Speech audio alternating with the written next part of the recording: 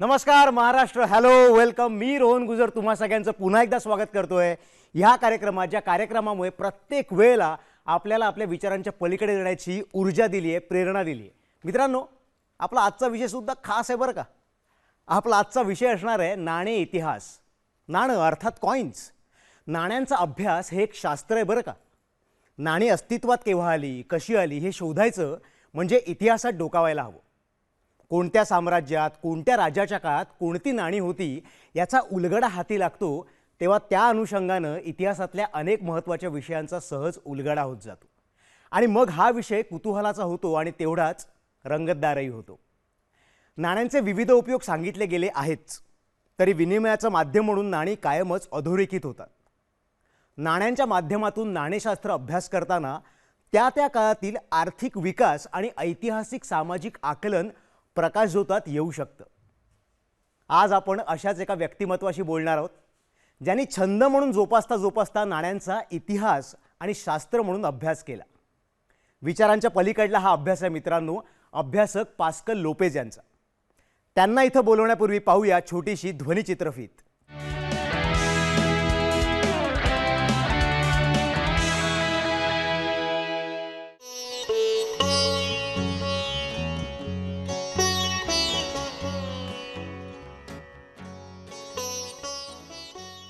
भारतीय नाण्यांना खूपच जुनी परंपरा आहे. यामध्ये भारतात पहिलं पाडलं गेलेलं नाणं बेंडबार आहे. परशुरामाशी संबंधित नाणं, अलेक्झांडरचं नाणं, ग्रीक नाणी वर्ल्ड ट्रेड सेंटर येथील प्रदर्शनात मांडलेली आहेत.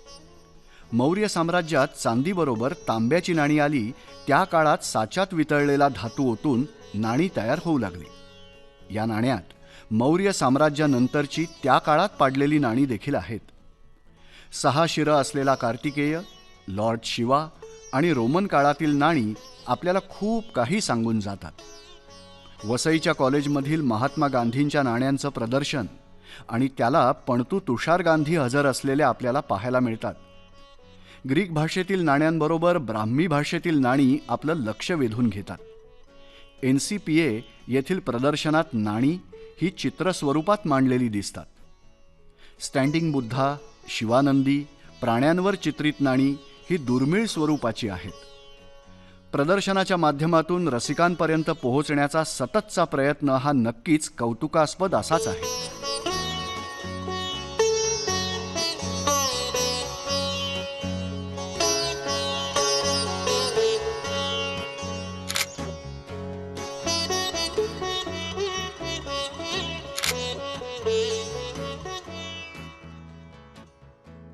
नाण्यांची ओळख करून देणारे लेसन्स संशोधकाचा उत्साह नक्कीच वाढवून जातात.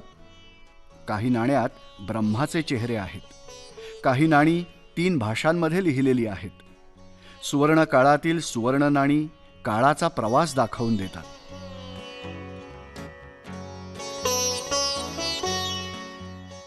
एका कार्यक्रमात भूतपूर्व राज्यपाल विद्यासागर राव पास्कल लोपिस यांच्या पुस्तकाचं अनावरण करतात. काळाच्या ओघात बुल आणि हॉर्स या नाण्यांमधून चांदीचं प्रमाण कमी होत गेलेलं दिसतं.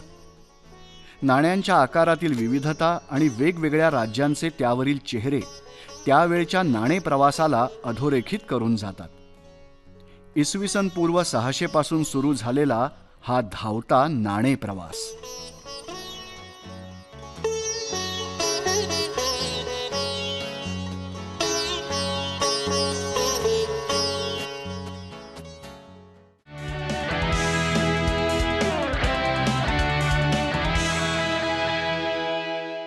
नाणे संशोधक वसईचे पास्कल लोपेज पुरातत्वशास्त्र आणि नाणेशास्त्रातील मुंबई विद्यापीठाचे पदवीधर आहेत.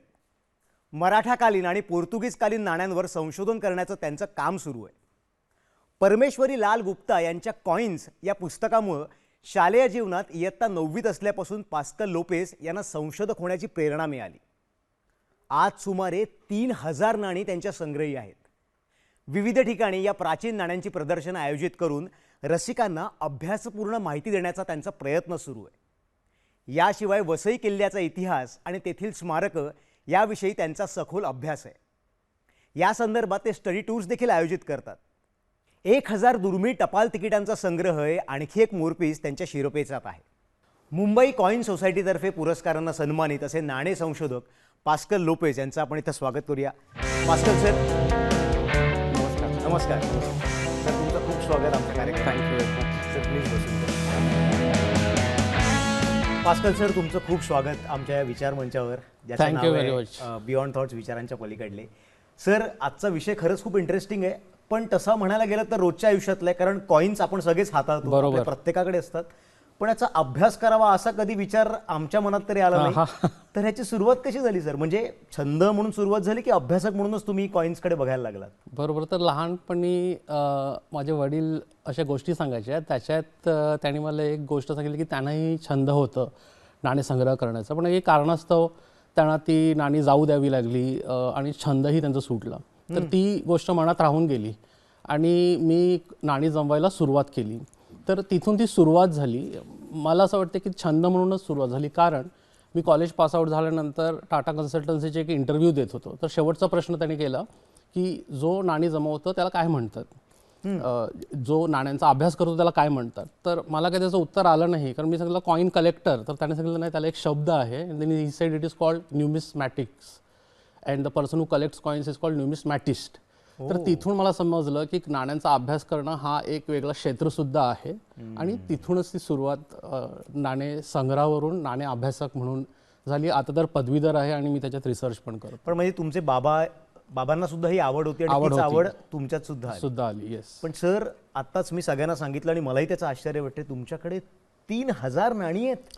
करेक्ट. येस. ही कशी तुम्ही जमवलीत? म्हणजे ते जमवण्यासाठी काय काय स्ट्रगल तुम्हाला करावा लागला? बरोबर. जसं तुम्ही सांगितलं, मी वसईत राहतो. वसई हा थोडा सबब आहे मुंबईपासून. खूप सारी जुनी घरं, जुन्या घरामध्ये पोटमालं, त्याच्यावरती बरेच वेळेला गेले असताना मला तिथे खूप सारी नाणी सापडू लागली ब्रिटिश काळातील घरांमध्येच. हो. टिपिकली पोटमाला किंवा जिकडे आपण स्टोरेज रूम असतो तिकडे ती खूप सापडायला लागली. ते कलेक्शन स्टार्ट करत असताना मग मित्रांनी, गावातील मित्रांनीही काही नाणी द्यायला सुरुवात केली. पुढे खादी भंडार आहे, तिथे ते नाणी विकत असत. वडिलांनी प्रोत्साहनच दिला त्या छंदाकरता. तिथून पण मी ती विकत घेतली. पालघर, डहाणू, वसई गाव, सोपारा, मुंबई, जिथे जिथे नाणी आहेत किंवा नाण्याबद्दल काही इन्फॉर्मेशन आहे त्या ठिकाणी मी पोहोचलो आणि तिथून ती नाणी जमा करत करत आता तर सोशल मीडिया आहे, जगातील कुठल्या कानाकोपऱ्यातून लोकांबरोबर तुम्ही कनेक्ट होऊ शकता आणि आजकाल ऑप्शन्सही होतात कुठे कुठे. म्हणजे आता ते मॉडर्नाइज झालंय खूप. पण तशीही जमवत एक 3000 नाण्यांचं कलेक्शन मी आणि केलं. हे गेली किती वर्षांपासून तुम्ही करताय? 20 वर्ष तरी आहे ज्याच्यात मी हे सर्व करतोय आणि पद्धतशीरपणे ते स्टडी पण करतोय. पण सर, आता तुम्ही म्हणालात की आता तर सोशल मीडिया आहे, इंटरनेट आहे, आपल्याला पटापट माहिती मिळू शकते. आम्ही तरी, आजची पिढी तरी तेच करते. आम्हाला जर काही प्रश्न पडले तर आम्ही सरळ इंटरनेटवर सर्च करतो. बरोबर. पण या नाण्यांविषयी माहिती मिळवण्यासाठी तुम्हाला काही वेगळे प्रयत्न करावे लागतात की ती इंटरनेटवर सहज उपलब्ध होते? आता आजच्या काळात तर सोशल मीडिया आहे, पण जेव्हा मी कलेक्शन सुरुवात केलं तेव्हा सोशल मीडिया नव्हतं. 20 वर्षांपूर्वी. बरोबर. आणि मँगलोरचे एम मुकुंद प्रभू हे पण एक चांगले कलेक्टर होते. तर पत्रव्यवहार करून पेन्सिल रबिंग्स कॉईनच्या आपण काढतो तसं काढून मी त्यांना पाठवायचो आणि ते मला इन्फॉर्मेशन द्यायचे. मग त्यांनीही मला हा पुस्तक सजेस्ट केलं, कॉइन्स बाय PL गुप्ता. त्याच्यामध्ये पण भारतातील नाण्यांचं खूप सारी माहिती त्याच्यामध्ये आहे. IIRNS नाशिकला एक रिसर्च इन्स्टिट्यूट आहे नाण्यांवरती. त्यांनी सुद्धा ह्या पेन्सिल रबिंग्सवरून मला इन्फॉर्मेशन द्यायला सुरुवात केली आणि त्यापुढे जाऊन मग काही कोर्सेस स्टडी वगैरे केलीच मी. ती म्हणजे later stage in the collection आहे. पण तशा प्रकारे पूर्वी थोडंसं डिफिकल्ट होतं, पण ह्या लोकांनी खूप मदत केल्यामुळे, ह्या इन्स्टिट्यूट्सने खूप मदत केल्यामुळे ते संशोधन मी करू शकलो त्याच्यावर. पण आता सर, तुम्ही इन्स्टिट्यूटबद्दल म्हणालात, तर हे इन्स्टिट्यूट नेमकं कशा प्रकारे काम करतं या नाणे संशोधनात? तर सर्वात मोठी जी इन्स्टिट्यूट भारतामध्ये आहे ती आहे Indian Institute of Research in Numismatic Studies, नाशिकला आहे. तिथे every book, coin, paper cuttings, कुठलीही इन्फॉर्मेशन जर नाण्यांवर आली तर ते जमा करून तिथे ठेवतात. म्हणजे जर तुम्हाला संशोधन करायचं असेल, you have to visit Indian Institute of Research in Numismatic Studies at Nashik. Wow. मित्रांनो, तुम्ही कुठेही जाऊ नका. आपण घेऊया छोटीशी विश्रांती. पास्कल सरांकडनं आपल्याला अजून अशा बऱ्याच नाण्यांविषयी बरंच काही जाणून घ्यायचं आहे आणि थोडंसं इतिहासात सुद्धा डोकावून बघायचं आहे. घेऊया छोटीशी विश्रांती. तुम्ही कुठेही जाऊ नका. बघत राहा बियॉन्ड थॉट्स, म्हणजेच विचारांच्या पलीकडले.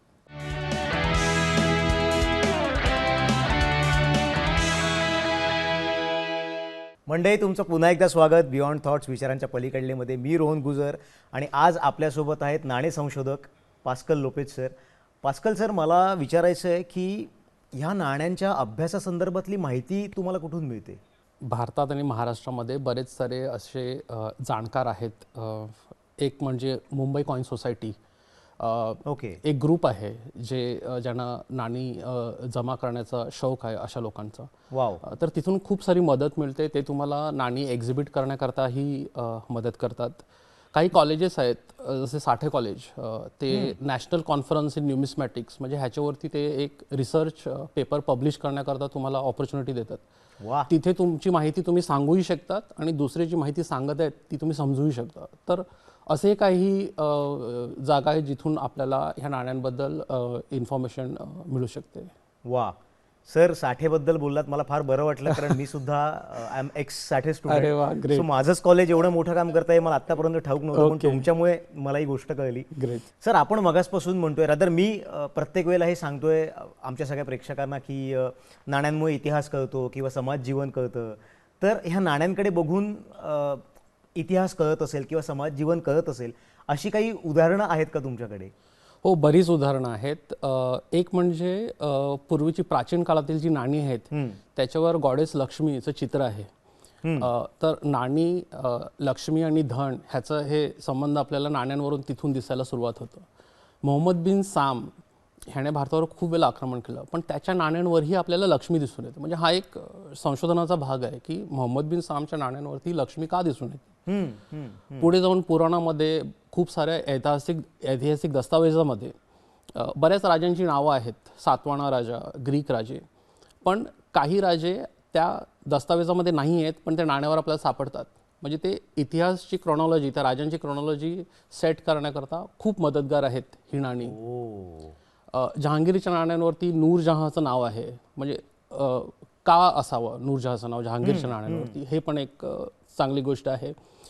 तर अशा प्रकारे आपल्याला नाण्यांवरून त्याचा इतिहास, त्या काळी होणाऱ्या गोष्टी, त्या काळी असलेले राजे ह्याचा संदर्भ आपल्याला सापडू शकतो. म्हणजे इतिहासातले संदर्भ क्रोनॉलॉजिकल लावण्यासाठी सुद्धा नाण्यांचा खूप मोठा हातभार उपयोग आहे होतो. असं आपण म्हणू शकतो. Correct. They are the primary sources असं म्हणतात रिसर्चमध्ये. वाव. पण सर, आता तुमच्याकडे 3000 नाणी आहेत, पण ते सुरक्षित ठेवण्यासाठी म्हणून सर तुम्हाला काही प्रोसेस करावं लागतं का, किंवा तशी काही प्रोसेस आहे का? त्यांचं डिग्रेडेशन नाही होण्याकरता खूप सारे कवर्स, कोटिंग्स, कॅप्सूल्स ज्याच्यामध्ये आपण ते कॉईन ठेवू शकतो हे अवेलेबल आहेत आजच्या डेटमध्ये. बाहेरून मिळतात, भारतामध्ये मिळतात, आणि काही ग्रेडिंग कंपनीज पण आता फॉर्म झाले. म्हणजे तो एक बिझनेसच झाला आहे जिथे ते कॉईन तुमच्या प्रोटेक्ट करून देतात. ते एका कवरमध्ये ते घालून देतात, म्हणजे ते डिग्रेड होणार नाही. समथिंग लॅमिनेशन सारखं, पण म्हणजे you can always open it and see the coin back. तर तसंही ते कन्झर्वेशन त्याचं होऊ शकतं.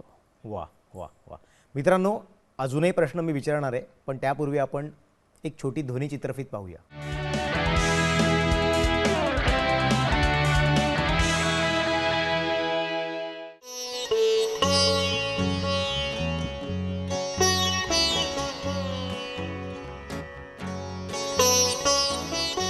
आधुनिक युगातील नाण्यांचा इतिहास अनेक घटनांना अधोरेखित करतो. शिवकालीन नाणी, औरंगजेबाच्या काळातील नाणी, त्याच्या पश्चात अनेक वर्ष वापरात होती. सल्तनत काळातील नाणी अलाउद्दीन खिलजी, शेरशाह सुरी यांची आठवण करून देतात. नाणे संदर्भातील पास्कल लोपिस यांचा छंद त्यांना विविध पुरस्कार मिळवून देतो, हे नक्कीच कौतुकास्पद आहे. आदिलशहाच्या काळातील लारी या नावानं ओळखली जाणारी नाणी मुलींच्या केसातील पिन म्हणून ध्वनित करून जातात. देवगिरीचे यादव, रामदेव राजाची नाणी आपल्याला त्या काळात घेऊन जातात. पोर्तुगीजकालीन नाण्यांमध्ये गोवा, दीव दमण, वसई इथं तयार झालेली नाणी आपल्याला पाहायला मिळतात. मुघलांनंतर स्वतंत्र हैदराबाद, आसाम, म्हैसूर येथील स्वतंत्र राजे नाण्यांवर कोरलेले पाहावयास मिळतात. स्वातंत्र्योत्तर काळ अधोरेखित करणारी ही नाणी आहेत. मराठ्यांच्या काळातील नाण्यांमध्ये शंभूराजे नावाचा उल्लेख सापडतो. प्रांत साष्टीतील शके 96 मधील दुर्मिळ नाणी आधुनिक काळातील घटनांची आठवण करून देतात. छत्रपती शिवरायांची छबी नाण्यांमध्ये दिसते तेव्हा शिवरायांचा काळ डोळ्यांसमोरून पुढं सरकतो. ब्रिटिश काळातील राजा राणीची नावं मुद्रित झालेली नाणी औरंगजेबानं ब्रिटिशांना परत केली, ती नाणी देखील आपल्याला पाहायला मिळतात. अगदी अलीकडच्या काळातील नाणी आपल्याला नाण्यांचे शेकडो वर्षांच्या प्रवासातील बदल दाखवून देतात.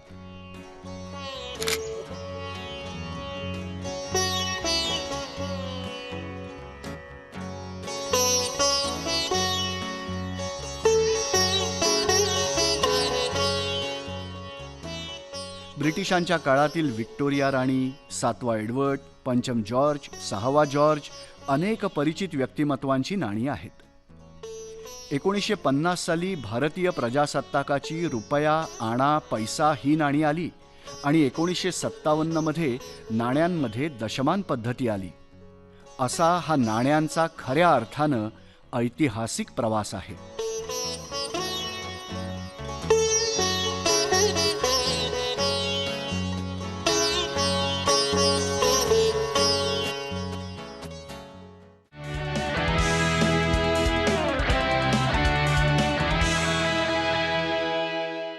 सर, आपण आत्ता येऊया प्रदर्शनावर, कारण तुम्ही आतापर्यंत बरीच एक्झिबिशन्स भरवली आहेत. येस. तर कसा अनुभव असतो, लोक कसे त्या सगळ्या नाण्यांकडे बघतात किंवा या संशोधनाकडे कुठल्या पद्धतीने, कशा पद्धतीने ते रिॲक्ट करतात, काय सांगाल सर?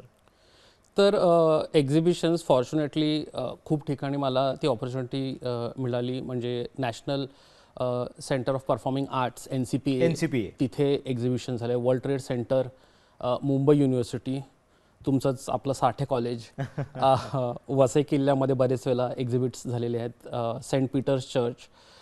एक्झिबिशनमध्ये बरीच मुलं जेव्हा येतात, लहान मुलं, अँड आय एम ग्लॅड की त्यांच्या पेरेंट्सना घेऊन येतात, ते त्यांच्या स्वतःचा एक कॉईन बॉक्स घेऊन येतात आणि त्यांना काही त्या प्रदर्शनामध्ये इंटरेस्ट नसतो, त्या त्यांच्या नाण्यांबद्दलच ते मला माहिती देत असतात. आमच्याकडे हे नाणं आहे, ते नाणं आहे.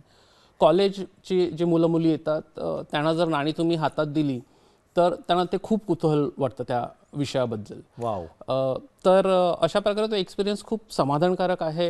बरेच लोक नाणीही मला आणून देतात एक पॅशन बघून, आणि बरेच लोक अशी काही इन्फॉर्मेशन देतात जी मला पण माहिती नसतं. म्हणजे एवढ्या वर्ष आपण नाणी बघतो, पण बऱ्याच वेळेला काही नाणी आपल्यालाही माहिती नसतात जी लोक तुम्हाला सांगून जातात. तर खूप समाधानकारक अनुभव माझा ह्या एक्झिबिशन्सबद्दल आहे. पण सर, आता तुम्ही एक्झिबिशन्स करता, तुम्ही संग्रह करताय नाण्यांचा, पण शासनाकडून काही मदत मिळते का? मिळत असेल तर ती कोणत्या प्रकारची मदत असते? शासनाचा प्रभाव असलेलं एशियाटिक सोसायटी आणि Numismatic Society of India Banaras Hindu युनिव्हर्सिटीला अटॅच्ड आहेत. हे तुम्हाला त्यांच्या कलेक्शनमधले असलेली नाणी उपलब्ध करून देतात, पुस्तकं उपलब्ध करून देतात आणि रिसर्च डेस्क ही जागाही देतात जिकडे तुम्ही रिसर्च करू शकता. हे काही स्कॉलरशिपही तुम्हाला देऊ शकतात. जर तुम्ही एका स्पेसिफिक टॉपिकवरती जर रिसर्च करत असाल तर ते स्कॉलरशिप ही त्यामध्ये म्हणजे काइंड ऑफ PhD एक्झॅक्टली नाही, पण तुम्ही एक नाणं घेतलं आणि तुम्ही सांगितलं मला ह्याच्याबद्दल इन्फॉर्मेशन काढायची आहे, मला 4 ठिकाणी जाऊन त्याच्याबद्दल इन्फॉर्मेशन घ्यायची आहे, तर ते तुम्हाला त्याचा एक्सपेन्सही देतात. तर अशी मदत शासन करत असते. शासनाने एक पत्र दिलेलं आहे की तुम्ही खूप चांगला संग्रह केलेला आहे, ते व्यवस्थित ठेवलेलं आहे. गव्हर्नर साहेब C. विद्यासागर राव यांनी मला बोलवून हा विषय समजून घेतलेला आहे.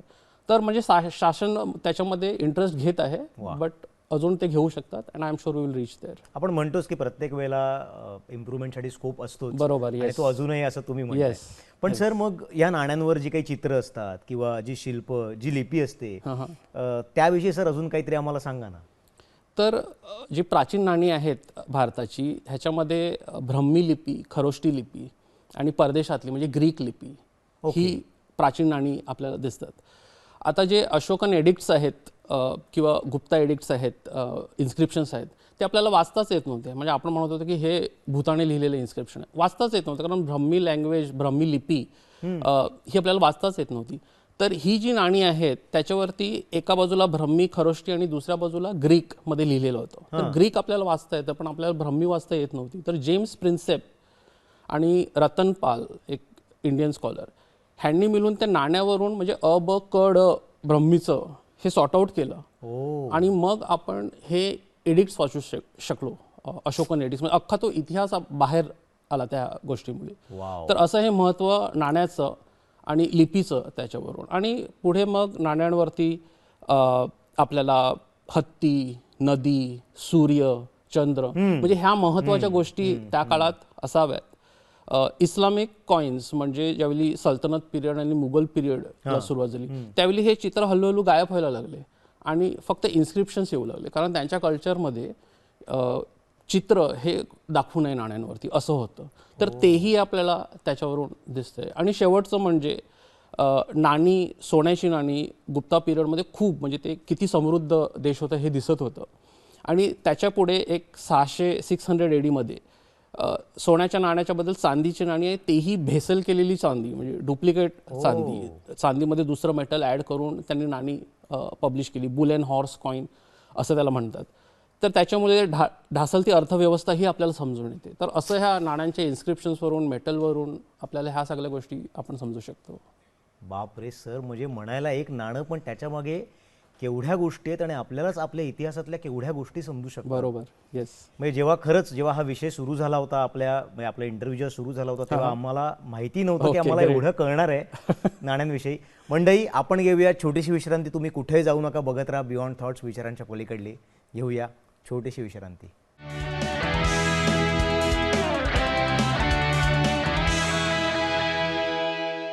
महाराष्ट्र, तुमचं पुन्हा एकदा स्वागत बियॉन्ड थॉट्स, विचारांच्या पलीकडलेमध्ये. मी रोहन गुजर आणि आज आपल्यासोबत आहेत पास्कल सर. पास्कल सर, आपण नाणे संशोधनाबद्दल बोललो, इतिहासाबद्दल बोललो. बरोबर. हा आपण जतन करायला पाहिजे हेही आपल्या सगळ्यांना ठाऊक आहे. पण मग ह्यासाठी, हा इतिहास जतन करण्यासाठी तुमचे काय फ्युचर प्लॅन्स आहेत? तर नाण्यांची एक प्रयोगशाळा असावी असं मला वाटतंय, जिथे नाणी आपल्याला शिकता यावी, बघता यावी, हाताळताही यावी. आणि एक टेक्नॉलॉजीचं, मी कम्प्युटर इंजिनियर आहे, तर टेक्नॉलॉजीचं माध्यम वापरून ती नाणी क्लासिफाय करता यावी, त्याची मौलिकता, ओरिजिनॅलिटी समजता यावी. तसंच ते प्लॅटफॉर्म क्रिएट करून स्कूल्स, कॉलेजेस ह्यांना तो उपलब्ध करून देता यावा, म्हणजे त्यांनाही त्याचा लाभ घेता येईल. असं एक करण्याचा माझा विचार आहे. आणि एक पुस्तक ह्या विषयावरती, ज्याने सोप्या शब्दात लोकांना हा विषय समजू शकेल. अशा प्रकारे माझा एक फ्युचर प्लॅन आहे. बघू ते किती सक्सेस होते आता. पण मग सर, आपण आत्ता जी नाणी हाताळतोय आणि ही पूर्वीची नाणी, सर ह्यांच्यामध्ये नेमका काय फरक तुम्हाला जाणवतो? आता नाण्यांची जी क्वालिटी किंवा गुणवत्ता असते ती पूर्वीच्या नाण्यांमध्ये खूप खूप जास्त होती, कारण ते एकच व्यवहाराचं किंवा ट्रान्झॅक्शनचं माध्यम होतं नाणी. आज गुगल पे आहे, क्रेडिट कार्ड आहे. राज्यकर्त्यांचं म्हणून त्या नाण्यांवरती खूप लक्ष असायचं. लोकांपर्यंत जर एका राजाचा चेहरा पोचवायचा असेल तर तो नाण्यावरूनच पोचत असे, कारण सर्वांना तो राजा कोण आहे ते समजत पण नसायचं. महायुद्धाच्या अगोदर, दुसऱ्या महायुद्धाच्या अगोदर भारतामध्ये 1 रुपयाचं नाणं हे प्युअर चांदीचं असायचं, 1 तोळ्याचं. दुसऱ्या महायुद्धानंतर ते निकेल ह्या धातूने बनू लागलं. आणि आताचं जर आपण 1 रुपया बघितलं तर एकदम ढासाल कंडिशनमधला तो रुपया असतो, म्हणजे त्याची क्वालिटी एकदमच खराब आहे. पण जी स्मरणार्थ नाणी बनवतात 5 रुपयाची आणि 10 रुपयाची, त्याच्यामध्ये थोडीशी रचना त्यांनी केलेली आहे, चांगले डिझाईन ते वापरतात, तर ती नाणी चांगल्या क्वालिटीची असतात. तर असं हे म्हणजे स्वरूप आहे पूर्वीचं आणि आताच्या नाण्यांचं. पास्कल सर, खरं तर हा इंटरव्ह्यू संपूच नाही मला असं वाटतंय, कारण हे जेवढं आम्ही ऐकू तेवढं आम्हा सगळ्यांसाठी कमीच आहे. पण वेळेअभावी आपल्याला इथंच थांबावं लागतंय. सर, तुम्हाला जी प्रयोगशाळा नाण्यांसंदर्भात उभी करायची आहे ती लवकरात लवकर होऊ दे अशी आम्ही सगळी सदिच्छा व्यक्त करतो. सर, तुम्ही इथे आला त्यासाठी तुमचे खूप आभार. Thank you very much. Thank you. Thank you sir.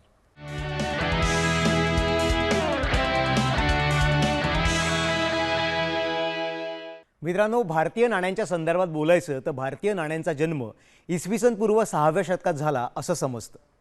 भारतीय नाण्यांची परंपरा खूप जुनी आहे. ही नाणी सोनं, चांदी, तांबे, शिसं अशा अनेक धातूंपासून बनवलेली आढळतात. चौकोनी, षटकोनी, गोल, लंबगोल अशा कितीतरी आकारात ती सापडतात. त्यावरील चिन्ह, चित्र, शिल्प यांचे प्रकार तर अगणित आहेत. अलीकडे शिवकाळातील होन, लारी, शिवराई ही प्रमुख नाणीही पाहायला मिळतात. नाण्यांमुळे इतिहासाची पानं खुलत जातात, हा नाण्यांचा महत्त्वाचा उपयोग आहे. नाण्यांवरील चित्रांमुळे, वेगवेगळ्या लिपींमुळे या संदर्भातील अभ्यासकांनाही त्याचा फायदा होतो. त्या प्रदेशाची माहितीही प्राप्त होते. नाणेशास्त्राचे अभ्यासक पास्कल लोपेस यांच्यामुळे आपल्याला प्राचीन इतिहासात सहजपणे फेरफटका मारता आला असं म्हटल्यास चुकीचं ठरणार नाही. मित्रांनो, आजसाठी आपण इथेच थांबतोय, पण आजचा भाग बघायचा राहून गेला असेल तर काळजी करू नका. आमचा मेल आय डी आहे beyondthoughts2021@gmail.com आणि आमचा व्हॉट्सअप नंबर आहे 9137522457. त्याचबरोबर आमची सोशल मीडिया अकाउंटसुद्धा आहे जिथं तुम्ही आमच्याशी संपर्क साधू शकता. आपण भेटूया पुढच्या भागात याच विचार मंचावर, ज्याचं नाव आहे बियॉन्ड थॉट्स, विचारांच्या पलीकडले. बघत राहा दूरदर्शन सह्याद्री.